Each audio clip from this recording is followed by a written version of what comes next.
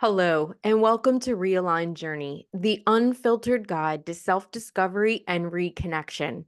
I'm Sierra Sambrowski, your host, and together we'll deep dive the topics that have caused us to lose touch with ourselves and explore ways to reconnect to our true self.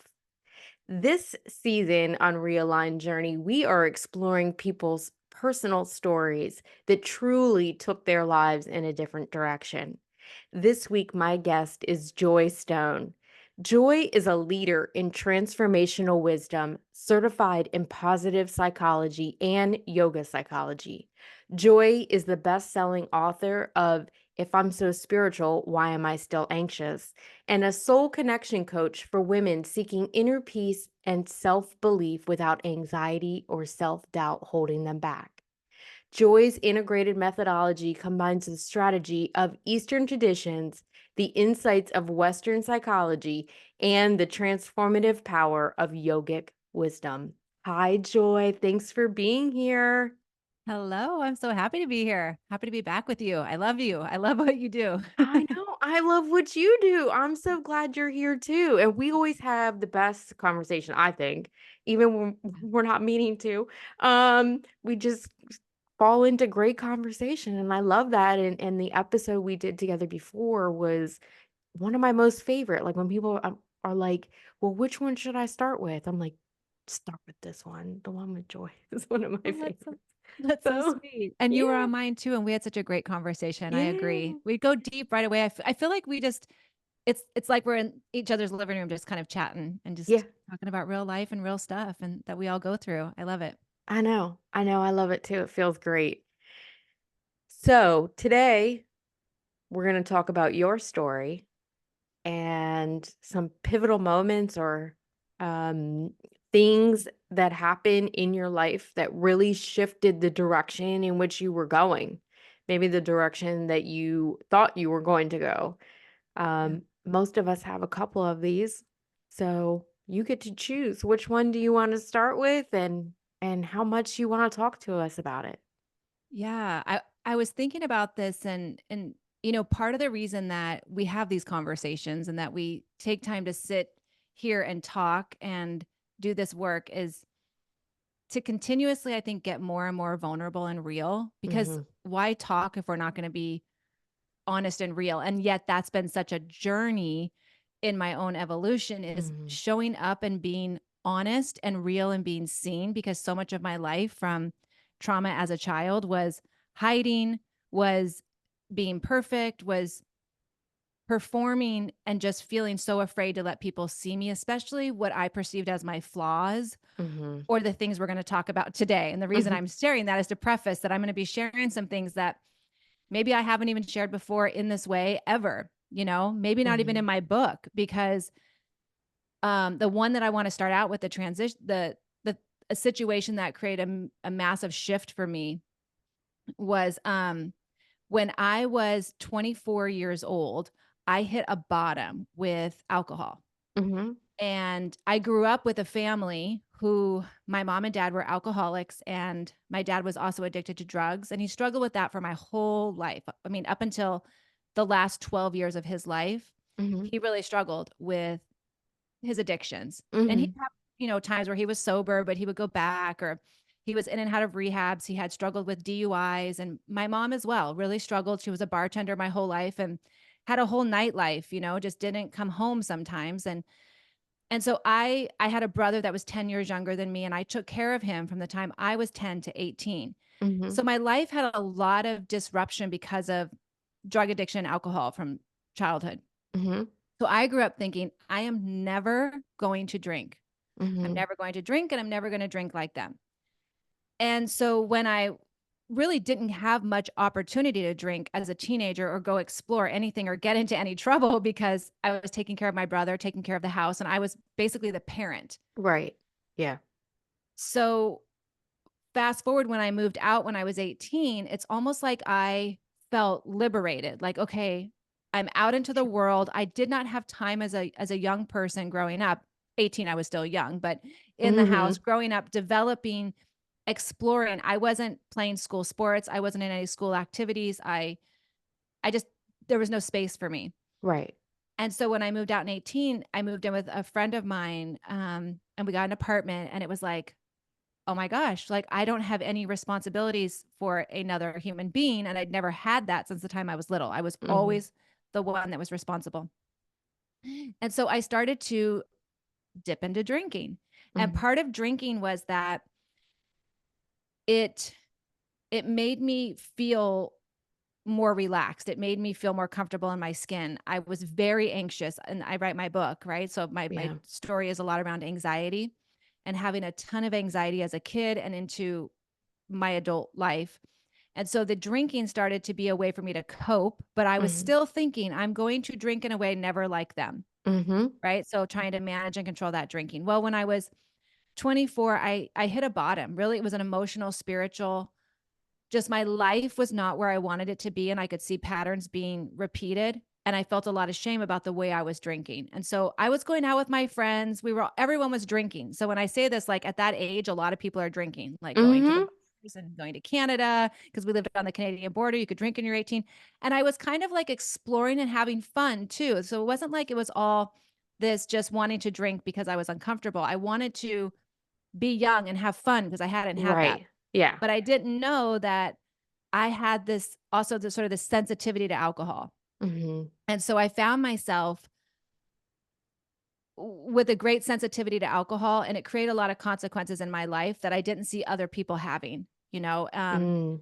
So there were blackouts, there were like just acting differently when I was drunk than I would act when I was not drinking, and Mhm. getting drunk faster than other people. So just a lot of that sort of shame around it. Mhm.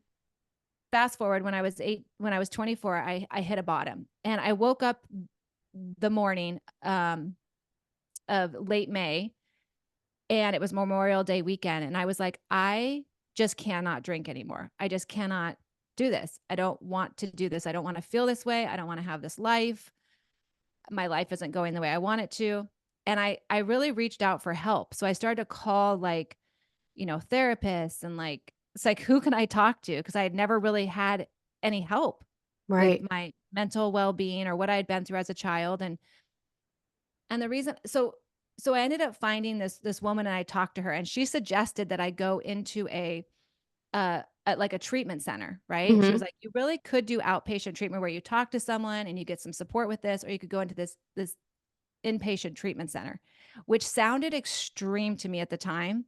Right. But going back to this time where I just felt that I had like no life skills. I felt that I was this facade, this shell of a person. I was Mm. performing in life. I was trying to look good from the outside in. And then yet I was drinking and just having a lot of trouble. So I ended up going in, and this is something I've never shared out loud, like in this way publicly. Mhm. Close people close to me know this, but going into that treatment center, into that, it was a 28-day treatment center. And I don't know if you ever saw that movie with Sandra Bullock. I think it was called 28 Days. Yes. Yeah, Okay. it So was. Yeah. yeah. So it was kind of like her. Like I had this life where I was functioning from the outside. People probably didn't think I was going through what I was going through. Mhm. It's, to a lot of people, the way I was drinking just looked normal because a lot of young people go out and drink. But I was also struggling internally with this anxiety and with this struggle of I wasn't going to drink like my parents, and I was Mhm. feeling this pull. Hold. So Yeah. yeah, so I felt like I hit bottom really sooner because of a lot of that inner turmoil. Mhm. So when I went into this, and this is where we get into this sort of like this moment of, it wasn't going into the treatment center that was the pivotal thing that changed my life. Mhm. It was what Okay. happened to me in the treatment center Yeah. that I walked into that treatment center like a victim. Mm. Okay. I walked in like with a mindset and a belief that my life was in the condition it was in because of the way that I grew up. Right. Sure. I walked in with a lot of resentment, a lot of anger, a lot of walls. And I remember sitting in these group circles, where you would Mhm. share. Yeah. And I would like, I just could not see myself in these people that were in there. I thought, no, they're way worse than me. Like I'm not as bad. Mm. And I just had this like separateness from me from everybody else, and just Mhm. feeling like, no, they may have like done things, but the reason I've done what I've done is because of them, my family, not me, not I'm not responsible. And one of the counselors there took me into a room and talked to me and said, and this is where it was a turning point for me. She said, if you don't get honest, because she's like, there were parts of my story when I would be in the circle Mhm. that she could tell I wasn't telling the truth. Or I not was the full changing the truth. story. Right. I Yeah. wasn't telling the full truth, or I was Right. changing the story so that it was, I was always playing like, well, it's not really my fault, or Mhm. I'm not really responsible. Mhm. And she just looked at me and said, if you don't get honest with yourself, Mhm. you are going to die or you are going to continue to drink. Like she was just basically telling me, if you don't get honest with yourself, you are going to die. You are not going to have a good life. I Mhm. may be physically alive, like functioning, but I'm going to die like inside. Like I'm not going to Correct. flourish. Yeah. And that may not sound radical to anybody, even like listening to this. I don't know. But in that moment, no one had ever talked to me, said anything like that to me. No one had ever looked me in the face and said, I don't believe what you're saying, and you're not being honest, and your dishonesty, it's not that she was taking it personally or like it made anything about her, but she was telling me, this is going to kill you. This is going to be the thing that's going to keep you down. Your Correct. inability to be honest with yourself Mhm. about what is actually going on, Mhm. and taking responsibility for my life and saying that you will not be set free. It's like that old saying, the truth sets you free, Yeah. that I am responsible for how I am now living my life and the choices I'm making. She wasn't saying those things didn't happen to me as a child, Yeah. but that I could no longer sit there and say, this is why I am the way I am. It explains a little bit about what happened and why I may think the way I think, but I Mhm. have to take a percentage of responsibility if I'm going to change my life. And it was such a humbling moment because I felt a little bit of embarrassment. I felt a Mhm. little bit of like wanting to push back, but Mhm. I also knew that she was absolutely right. I knew she was absolutely right. It was like, and I went on for my life for almost 24 years, 24 years, never even having another drink in my life. Mhm. Like, Joy, I'm like, this sounds phenomenal to me that you were only 24 years old. Honestly, honestly, because I'm like, I mean, I know you now. I, I know who I am.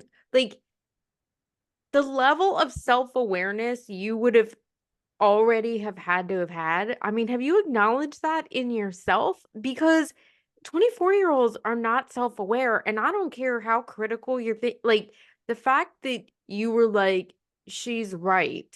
I need to be honest seems incredibly unusual to me at that age. maybe it was because I look back and I remember hearing things too in this treatment center, which was a recovery center. There were other people in there dealing with other addictions like food addiction, things, it was a Mhm. recovery space, and they were saying like I think it was like 1 in 10 people, maybe it was pretty sure, like would actually continue the journey when they leave the center. Yeah. Like it wasn't very high, Right. and the only way that we can actually heal, which I know now, is having a level of self-awareness, being willing to look at ourselves truthfully. And Mm. I think for me, I had hit a bottom so fast. I was so exhausted because I had also been working so hard my whole life, surviving what I had gone through as a child, Mhm. being in that hypervigilance, being in that fight or flight mode. And then the drinking was just masking all of that like little vulnerable me in there. And Sure. it was like a lifeline. I think at that moment I felt like I was so tired of fighting. So there was part of this self-awareness, which I think I was born with. I think we're born kind of with a path, I feel like in some way. Mhm. Mhm. And there was always this bigger energy about me. Like even though I was in this really difficult childhood, there was this awareness of something bigger in my life. There was this Mhm. awareness that I was supposed to be doing something else. Like there was something more for me that kept me going as a child. And then when Mhm. I was drinking to cope and repeating the patterns of my family, I felt such a like this can't be right. Like I can't continue this. This just is not what's meant for me. Mhm.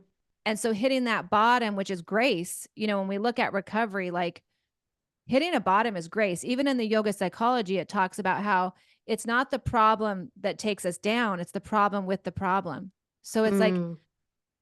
not feeling good enough or feeling that I don't fit in the world was really the problem that I was drinking over. But then Mhm. I had the problem with that. So I layered it with alcohol. Right. And then I don't want to quit the alcohol. So I'm trying to manage the alcohol. So it's the problem with trying to manage. So it just keeps Mhm. perpetuating. And Mhm. I was just tired. I was just tired. So that poison became the nectar. And it set me out on a path of recovery, of real recovery, what we call recovery, which is not the absence of the substance or the Right. absence of the behavior. It's the rearrangement, the spiritual rearrangement that happens inside of us. Because even in 12-step rooms, Mm. it says in the literature, it says when you write spiritually, when you correct the spiritual malady, you will even out mentally and physically. And this is what yoga says, because 12-step recovery rooms use a very ancient philosophy. It's anchored in universal principles. Mhm. And only the first step is about alcohol. The rest of it is about how do I change on the inside? How do I Mhm. change the way I'm seeing my life? It's because it can't just be behavior change because that doesn't last forever. So it's a spiritual correctness. And this is what set me out on that, is having that woman look me in the face and say, you have to get honest. Yeah, I think you actually said the first time when you said it, you said a spiritual rearrangement. Yeah, you have to have a spiritual rearrangement. You I rearrange love spiritually. It that. says that. I And love when you that. do, yeah, then that's what the healing is. In fact, in 12 step, it's not about, again, the absence of the habit or whatever you're doing, because there's Mhm. many reasons people go. Sure. It says in the literature that the main object of this is to reconnect you with a power greater than yourself, or with Mhm. source, or with energy, or with the universal whatever you call that, Mhm. Mhm. so that you can be free. Mhm. And so many people get in the habit of just going to take the action of, I'm going to go to this meeting, or I'm going to go do Yeah, this, yeah. but Yeah, not that's not having the the inner rearrangement. And Yeah. so that's where, when she talked to me and said, you're not telling the truth and it's going to kill you one Mhm. way or the other, learning to tell the truth has been the journey. And so even this has evolved. Now, this is many years later. I was 24, I'm 51 now. And today I just share. And a lot of times, and this has just been recent for me, I have a different relationship with alcohol, like the other part of my journey was, and I don't believe this is right for everyone, but I almost was living in this fear of alcohol, like not a Mhm. fear, but like I was identifying as this, like, in 12 step, you get identified, you walk in, I'm Joy, I'm an alcoholic, or Joy, I'm an overeater, or Joy, Mhm. I'm Mhm. whatever it is. And as I was on my spiritual journey, I started to realize like that doesn't actually even out for me inside. And I needed to explore myself. So Mhm. the spiritual malady is corrected and I am free, and I don't identify as an alcoholic, but I identify as a woman who struggled with alcohol for a long time. Well, Yeah. from 18 to 24, and finding myself in that, and letting go of the fear of what people might think if I change my relationship. So that was another, but as we get Yeah. honest with ourselves, so it's not that I drink, it's just that I don't identify. Do you see what I'm saying? And I just Yeah, have I a different do. experience that I've taken on as my own, Yeah. but I honor everybody's choices in that. Yeah. Well, and I think oh my gosh, there's so much in there. To that point specifically, I think one of the things that will apply to most people is also the same idea that many people, when they work on their spiritual growth and their personal growth, they naturally stop drinking. Like, Yeah. you naturally get pulled away from that, like, I'm not really interested in that anymore. And that's what it is, right? Because it becomes that you've for so many people, it's rarely that they enjoy the taste of it. The truth of the matter is that they're looking for a little bit of relief from something. Yeah. They're looking to calm down, to be able to sleep better, or they feel like they need to fit in socially. Like, even if you don't have an addiction to it. And I'll be honest, and I've said this to other people before, I've never been shy about it. I believe that most addictions are truly transformable, that you really can transmute that. I don't believe it has to be a disease and a sentence for the rest of your life. So I'm on the same page with you, and it's so when I grew up, my stepfather was an alcoholic. And other people in my family had been also, not my mom, but so growing up, I was fairly familiar with that. And when it was my stepdad, I don't know, we were maybe like I was maybe like 12 or so, and he had went to the rehab for what would be one of the first of many times. Um, and but we all got into Alateen. My mom sent all of us kids to Alateen. Yeah. Um, and and of course, I was super hyper achieving at that time. So I like went in and became like the state representative for I swear to God. I just totally sunk right into all of that. But there was always that thing where I felt like, and of course I was a kid, so it's a very different, perspective to go into that. But there was always something in me that felt like, yeah, but aren't they now like placing this badge on themselves that says there's something wrong with me now for the rest of my life? You know, and Yeah. like you were saying about like the fear around it or the energy around it, like my mother very much. Like, she is so dead set against drinking, and literally even yesterday, I said to her she was talking about it and about how, like, she wishes that none of us kids would ever drink or have any partners in our lives that would drink because 'cause we're just susceptible to, you know, being in relationships with people that are gonna have drinking issues if we don't have and I said, "Mama, I reject that story." And she was like, "What?" And I was like, "Yeah, I don't own that story at all. I believe that if you Yeah. want to, you can have a healthy relationship with it, and I also believe that I don't have to be in relationship with somebody that has alcohol or any other addiction issues because 'cause they're all the same to me. It's like you Yeah. were saying, it just takes different forms." Um, and she was like, "She kinda got it." No, But but she doesn't buy in all the way, but I don't think yeah. it does. I don't there have been times in my life, and another thing that I've been honest about, there have been times in my life where I have been deeply afraid of drinking, and so that was a big part of me. I was so anxious when I was young and also so over responsible for everybody as a kid. Um, and then I had my daughter very young that I did not like the way it made me feel. So I immediately was like, oh, it loosened me up. I wasn't in control anymore. It absolutely made me a different person in my mind. I don't know that other people really saw me that differently, but I just felt like I was, and I was like, no, this is not for me.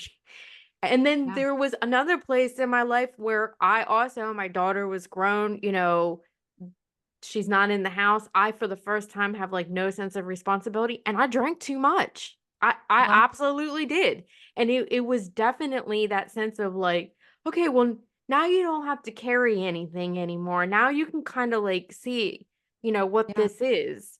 Um, and then I'm like, Yeah, I don't need all that." But Yeah. I it's a journey. It's a It's a journey, and it journey. doesn't have to be a life sentence, just like anything else that we hold as part of our self-identity, right?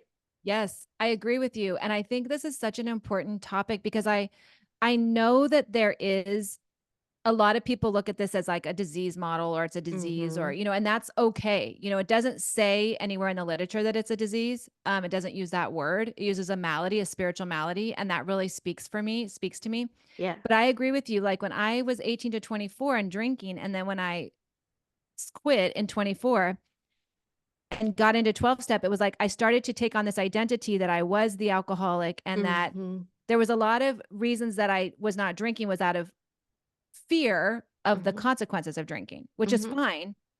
But then when I got older and I was like all these years later and I had done all this work, I just felt like I don't want to be making this choice out of fear that fear. I don't know. It was just, I want to Fear. be able to make the choice. I want to be able to make the choice for myself. So I have a different, I can say that like during those years, I definitely abused alcohol. I used Mhm, alcohol to cover up the way that I was feeling mhm, and as a coping mechanism, just as I used anxiety as a coping mechanism. mhm. Right. Yeah. But I also just don't want to be labeled. And I wanted to get out of that egoic fear of like, ooh, I'm so indoctrinated into this that now people are going to say I'm in denial or people are going to say this or that. And people can say that. I get to have my own journey. I get Yep. to be here and still have value and worth taking my journey and my beliefs around this, just like you're saying. We get to explore this. So Mhm, for me too, it was like I've had, hard kombuchas. I've had like drinks. And it is like it isn't what I was afraid it was going to be. And I mhm, feel like I have choice. I mostly choose not to, but I just feel like there's a liberation to the next level because the spiritual malady has been righted in my life. And mhm, it's a daily practice. Like I continue, mhm. but it's just been a different experience with alcohol. And it's been one that's been, I don't think about it all the time. I just wanted to share it as one of those transformational kind of experiences in my life Yeah. is I was just in a class last night. I'm taking this 5-week Bhagavad Gita study Mhm. practice. And the Bhagavad Gita is one of the ancient texts of yoga. Yeah.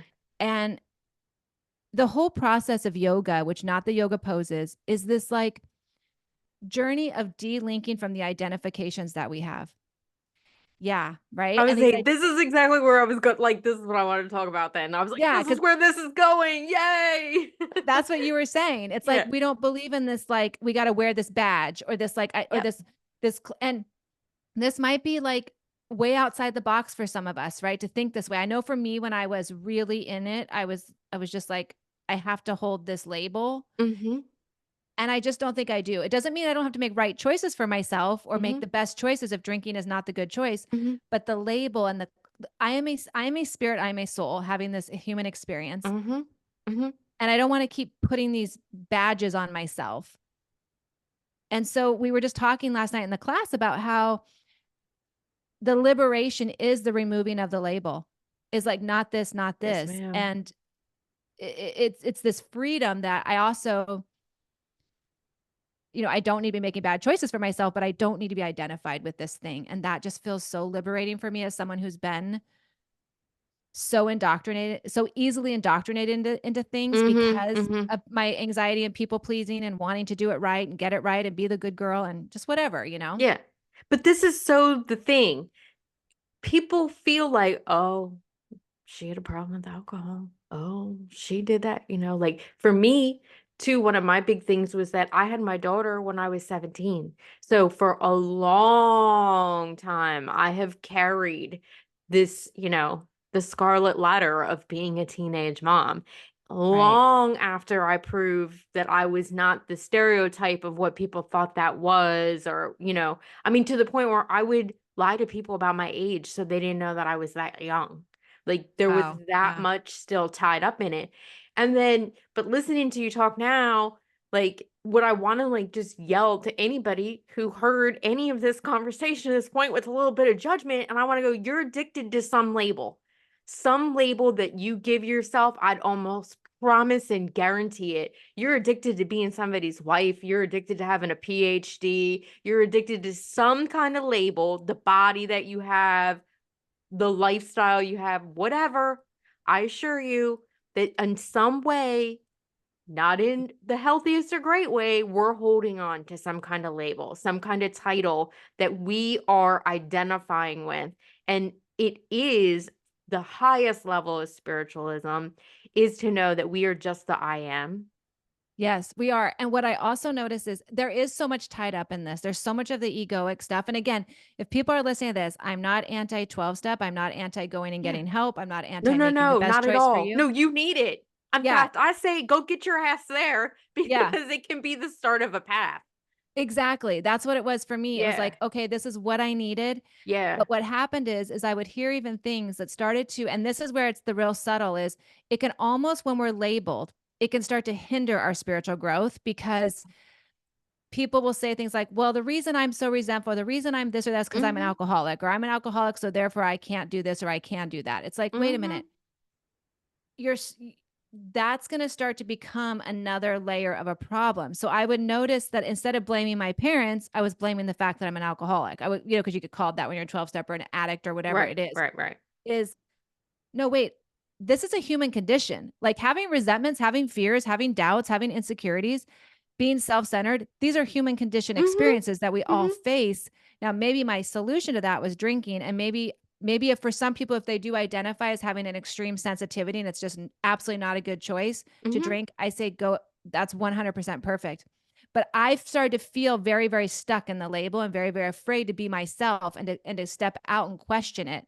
Yeah. And this is why I had to step out and question it and continue this honesty and just allowing other people not to agree with me, Yeah. but still allowing myself to have this belief for myself. And if I find down the road it's wrong, then I get to live out those consequences and keep learning. But for Yeah. me right now, well, for a long time now, it has not been, and I don't believe it. I don't have any alcohol has no power in my life. Mhm. I don't identify as anything with it. It's just a substance. And we're just talking about it now here. It's not like I wake up every day and like, I'm not going to drink. Whereas before I used to wake up and feel like, oh my God, I'm an alcoholic. I need to identify as this. And when people meet me and I explain why I don't drink, it's, well, I'm this and that. And Mhm. Mhm. no, I just don't want to have that label. I just don't want to have that identity. So, but again, it can be a very spiritual, it's the beginning of a spiritual path, which started to Absolutely. wake me up 100% because I learned Yeah. a ton in there. Yeah. Yeah. And it's the same, like I said, look, we could say that about anything because people can identify. It's when you hold something outside of your true self as Yes. part of your identity.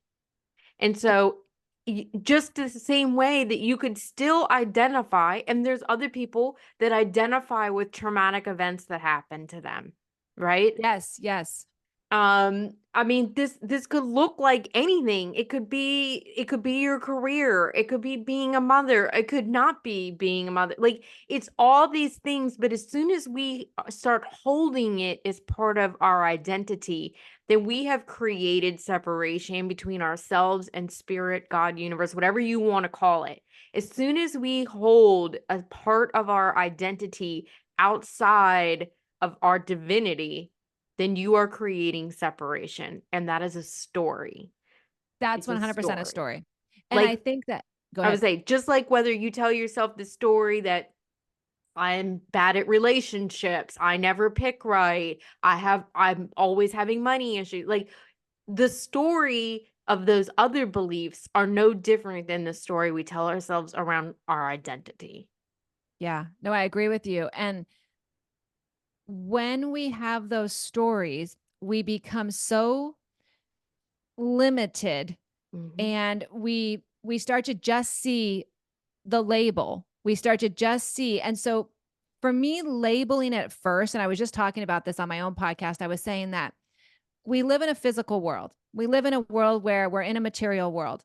And so sometimes labeling something gives us information. And at Mhm. first, it can be helpful. It's like, oh, alcohol and me don't work out right now. And Mhm. so in this program, I may identify as an alcoholic. However, that oftentimes keeps us from going deeper because once we label Mhm. something, we think we know it. And I Mhm. want to read something from my book really quick. It's like a super Yeah. short Yeah, paragraph. do it. Do it. And this is around being diagnosed with post traumatic stress disorder. So it says, when I was 26 years old, now this was 2 years after I had had my bottom, when I was seeing a spiritual therapist. When I was 26 years old, I was diagnosed with post traumatic stress disorder.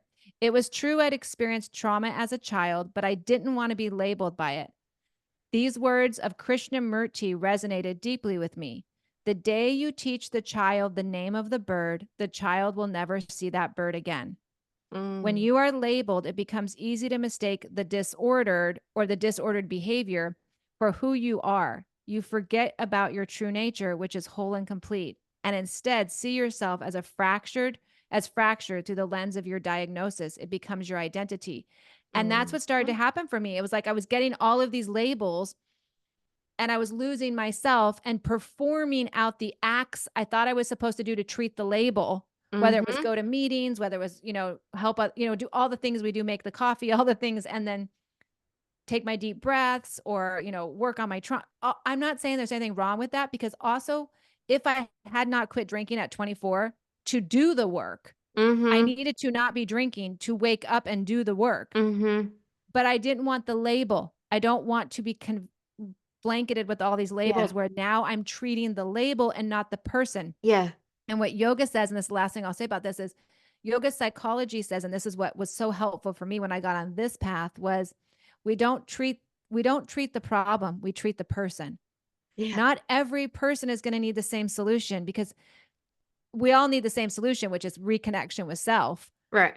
capital S, but that may look different in It's a the different path. path It's for not a each of cookie us. cutter, one size fits all, Mhm. you know? So I Yeah. just think it's interesting how we can become like these parrots or these sheep and just start to follow whatever somebody, it's like without questioning. And we want to keep questioning for ourselves, like Krishnamurti says, because we don't want to look at a bird and never see the bird, because we Yeah. think we know the bird, but we don't Yeah. know the bird. We just know what it looks like and assume we know it. Yeah. I mean, that's beautiful. I don't think I've heard that before, but I mean, it's exactly right, and it totally resonates deeply with me because just like you were explaining, whatever we start to identify with, then we start shifting everything around that. Just like you were saying, like then you shifted all your activities in your life to be like the perfect dry alcoholic, right? Like to Yes. like all of a sudden everything became framed up around that too. And the same thing that you said, um, it's so funny. I'm like, I wish I could broadcast this because you hear people talk about like being sheep, people being sheep, right? And it's such a political thing we've heard now for how many years it's been still. But it's like, so then don't be a sheep on your own. Right. Like you said, question yourself. Don't allow the label that oh, I got this all figured out. Oh, no, you don't. No, you don't. Because the day you think you don't need to walk that walk anymore, the day you think you've got it all figured out is just another day that you're not getting closer to actually doing that. Yeah, All that exactly. really is some kind of hurdle and distance that you're now creating away from. Yes. It's so true. It's like I was just talking about this week, because it's just kind of coming more and more, it's becoming more and more clear to me, Mhm. not only as someone who teaches this, but someone who's living this. And that's what makes this so powerful, our conversation, because you and I are both walking this and living this Mhm. as we're sharing what we're learning and Mhm. teaching. But is this idea of healing, or what, to me, the word healing means to be made whole, to remember my wholeness. It's not Mm. about fixing something that's broken. It's Mm. about I'm healing and remembering I'm whole and complete. So how do I Mhm. integrate the parts of me Mhm. into that wholeness? But I was talking about and thinking about this week is that we often are taught to heal or to do our work, our self work, from an egoic mind, Mhm. from the self-help hamster wheel, from like, I'm going to work on myself. I'm going to battle with my fear. I'm going to reframe the fear. I'm going to, you know, take my breaths. I'm going to go to my yoga class. I'm going to push myself. It's like when I think I'm broken, or I think that the label is the problem. Like Mhm. it's Mhm. anxiety, right? Let me use this as an example. If I'm working on my anxiety from an egoic level, I think anxiety is the problem. I think anxiety is the diagnosis. But when I'm working at a soul level, I know that anxiety is the symptom. Mhm. I know that the actual deeper diagnosis is that I'm not awake to myself. I Mhm. don't feel comfortable with I don't understand my wholeness and completeness as I am. But if I'm always working on the anxiety with all the self-help tools, and again, I'm in the self-help world, but I just Mhm. try to come at it from a soul level, Yeah. is that I'm always working on the thing that I think is the problem, but isn't the real problem. And I'm just hanging out on that egoic hamster wheel of self help. Mhm. But if I understand that it's the symptom, just like my drinking was a symptom of something Mhm. greater that I Mhm. healed, Sure. I don't drink like that anymore, because I don't have that same root problem of separation from Right. self. Right. And maybe some people will say there's a physical allergy to it, and there could be, but for me, that isn't there. You know what I'm saying? So, Right. bottom line is that when you start to work at a deeper level, you get off of that self-help hamster wheel, but you have to remove yourself from the labels. But there's just this this tendency to stay in like this follow the leader kind of energy of Mhm. like, well, this is what we're all doing. No, but Yep. we're just perpetuating this surface level, Yep. just almost craziness, because Agree. that's how I felt. It was like, wait, Yeah. I'm working so hard and I'm not actually feeling free. I'm feeling stuck. I feel like I have to do all these things to Yeah. feel better. And then if I don't do them, somehow there's shame around it. I'm a bad person. I didn't do it right. Oh gosh, I Yeah. failed today. No, because that's going to distract you from actually the soul work that we need to do. And I can tell you, sitting in recovery rooms, I'm not judging anybody like good or bad. I'm just saying that there's a tendency to stay very, very busy, but not Mhm. actually do the inner work. Mhm. Activity is different than action, than inner action. And that's what I had to learn. I could stay Mhm. busy all day long working on myself and doing all the right things, Mhm. treat this label. Mhm. And I've never felt more free until I really started to understand and grasp and lean into who I really am at a Mhm. soul level. Mhm. And that is the point. That is the aim. It actually says in the literature of recovery, it talks about that we practice these principles in all of our affairs. And when we do, we start to have a newfound freedom. But it's these spiritual principles that we're practicing. Mhm. Yeah. I love the visual, the metaphor of the hamster wheel because I think that is so, so true. And I think we do like again, this is why I love this conversation because it's not just applicable to people that have some sort of addiction or that identify that realize that they're using something in an addictive, unhealthy manner. The truth of the matter is that we can stay in that space no matter what, and it can take all these different forms. This exactly like you're saying, that constantly looking for how do I fix this in me? How do I fix this in me? How do I fix this in my relationships? How do I fix this in my business? How do I fix this in my parenting? Like we can get so caught up in like trying to do all this stuff and keep fixing. Oh, well, now I found out I'm doing this wrong. Now I got to work on this. That, I'm too impatient, whatever. It's all these things that keep this outward focus, Yeah. right? And I had the great pleasure a couple weeks ago of being at the Temple of the Universe, Michael Singer's Temple of the Universe, and hearing him speak. And one of the things that I wrote down that just I'm like, I might get it tattooed on me. I don't know. But I got to do something with it. But he said it's not about being so focused on how do we get back to oneness? How do we get back to consciousness? How do we raise our vibration? Is to learn you need to stop leaving. Yeah. That's it. And I was like, look, I just gave myself chills again. I was Yeah. like, Yeah. whoa. Because every time we see ourselves as something wrong with us, as something broken, as something that needs to be fixed, you're now leaving that space. You already are all the things in perfect wholeness. And this is, you know, I've known for years now that I'm supposed to write a book. And I know the title is called Broken Things and the Will to Try Again. And Ooh, I know it's gonna be so great good. as soon Yeah. as It's I can got get it the to hell write out it. of me all the way.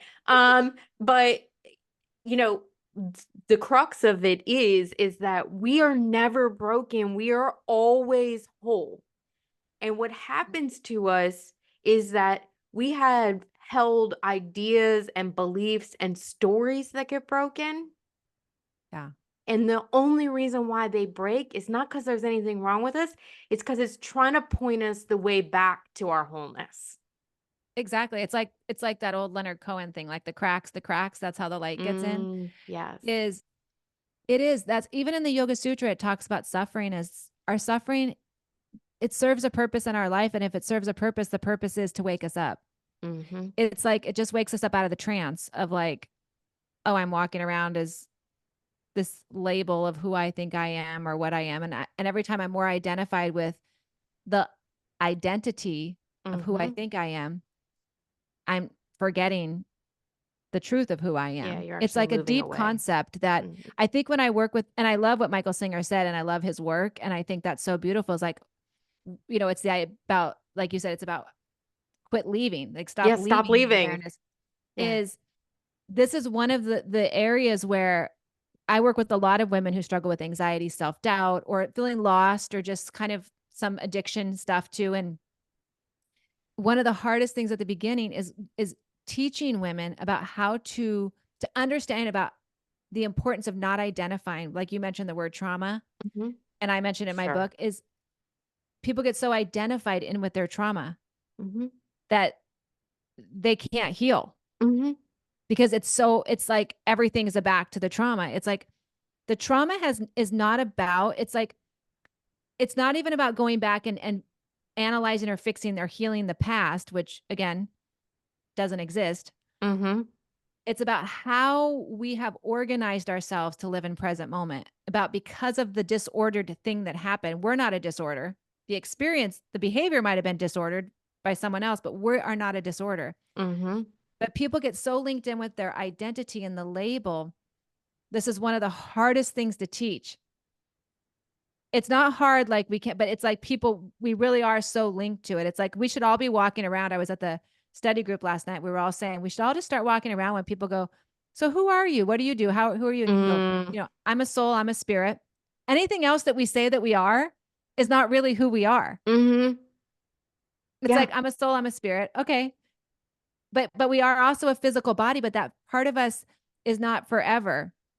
And I often say, like, I'm not this barrette, or I'm not this glass, or I'm not whatever. You're not that. You don't Hmm. label yourself that. Exactly. Anything else we can think we're not. Yeah. You are the thing inside you that is going, what am I?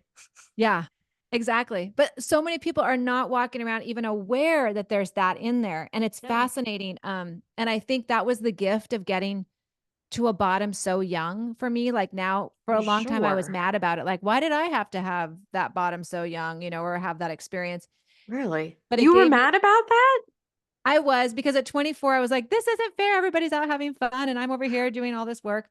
Yeah. But now I'm like, it gave me my What a life. gift. Look at Yeah. all these years I've had.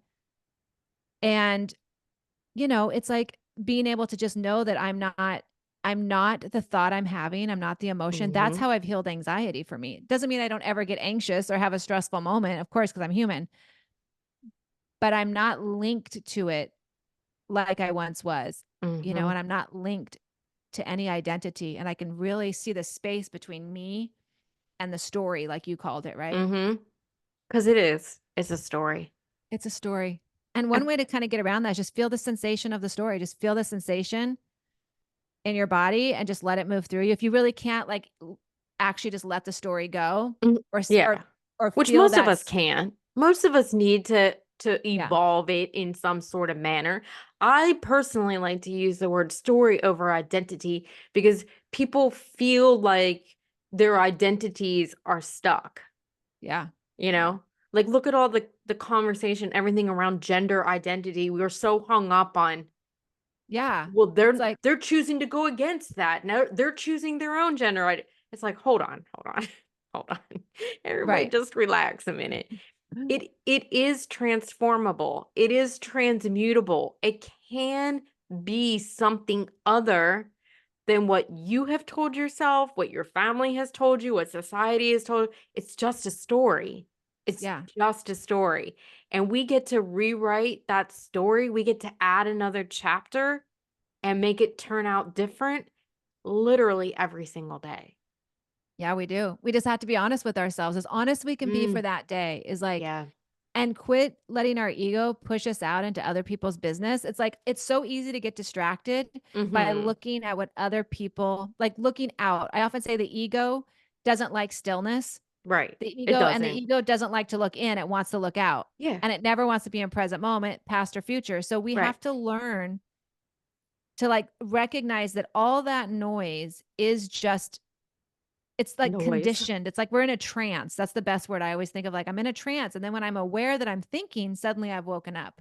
Hmm. When I'm aware there's a story. So just not getting so distracted with what other people are doing or not doing, or labeling themselves or not labeling themselves, or Hmm. calling themselves or not calling themselves. It's like, it's all temporary.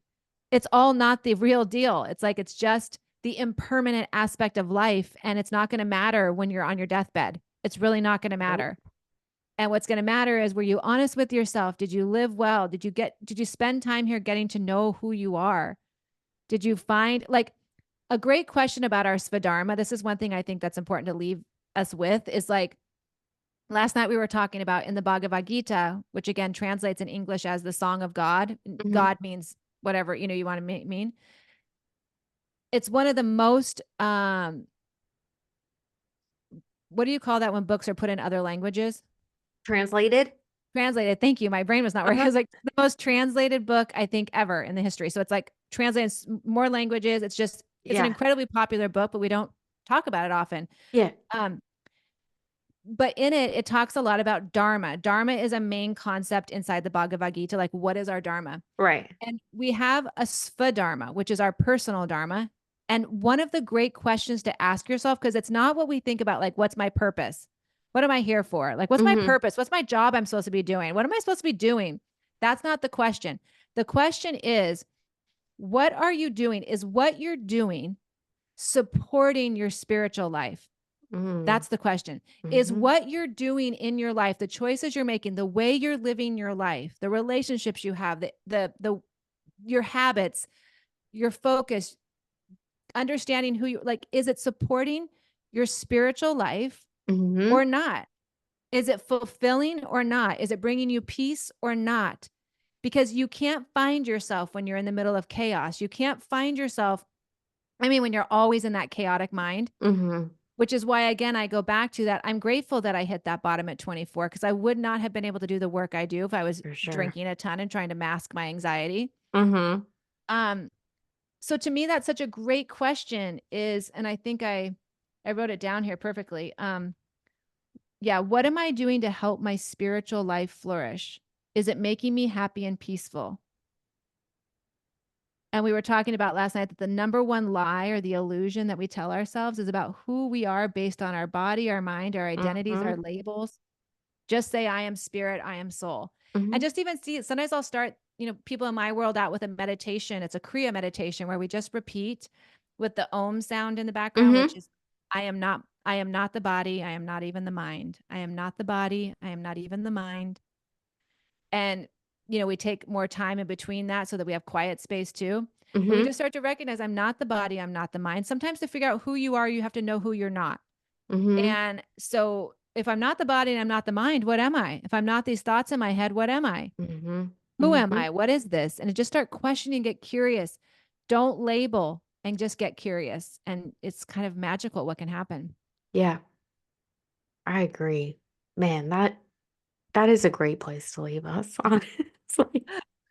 I love it. I know. I love you. I love our conversations. This has been I delightful. I feel like, again, you delivered some super awesome, great nuggets. We had hopefully, some really thought-provoking and life-changing um, conversation here today. That because I think there's the capability and the possibility that things that you talked about absolutely could change somebody's life and hearing them today. So, thank you so much for being here. Thank you thank you for for being having me. here. Tell everybody how they can find you, where they can connect with you at, because like I said, I think you're genius and I love you and I think you do awesome work and you are changing the world in your own way for sure. Well, thank you. And ditto, of course, you are amazing. And thank you for having me back. I love our conversations. And it went in a really cool direction, which wasn't Mhm. planned. It's just that just leaning into honesty is the key. And look what Yeah. happens. Yeah. Um, People can find me on Instagram, obviously at Joy Stone Coaching. I'm there. I don't live there, but I am there. Uh, try to be there consistently to connect. And then on my website at joystonecoaching.com, you can download my book, the first 4 chapters of my book, or my Oh, free masterclass, nice. Liberated. So there's a couple places there too. Yeah, Yeah. that's fabulous. Oh, and what's your podcast? Oh, my podcast is Wake Up with Joy Stone. So it used to be called the Joy Stone Podcast, but I changed it to Wake Up I because love that's what I'm that. teaching women to do is wake up to who they are. So Wake Up with Joy Yes. Stone. Yeah. Oh, that's fantastic. And they can find that anywhere, Apple, Yeah. Spotify, all Apple, that. Spotify. Yeah. Okay, awesome. Awesome. Well, again, thank you so much for being here. I Thank you love for you. having me. I love having you here. To all of the sojourners that have tuned in and listened to us today, we would love to hear your comments and feedback on what resonated with you. Don't forget to subscribe and share this episode as well as any of the others that you have loved, and tune in next time. Thanks so much.